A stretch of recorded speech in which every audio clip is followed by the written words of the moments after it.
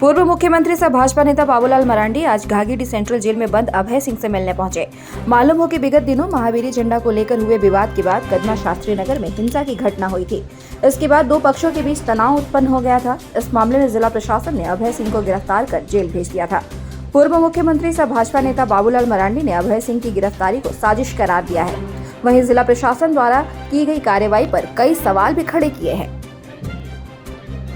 सौहार्द इतनी बिगड़ चुकी है, आए दिन देखते हैं कि हिंदुओं के पर्व में झगड़े होते हैं, मारपीट होते हैं,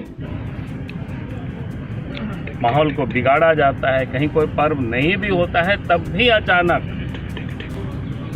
तो ये लगता है कि एंटी सोशल एलिमेंट्स जो है, और उसको कह सकते हैं कि तुष्टीकरण की राजनीति ने ऐसे लोगों की मनोबल को बढ़ा रखा है और राज्य के लिए बड़ा घातक है। ढंग से पत्थर चले, ईंटा चले और घरों के छत से चले। हम तो एफआईआर की कॉपी भी हमने पढ़ा, उसमें भी बता रहा है हजार लोग हरवे हथियार के साथ, तलवार से, भाला वर्षा के साथ वहाँ उपस्थित होते हैं, पत्थर चलाते हैं।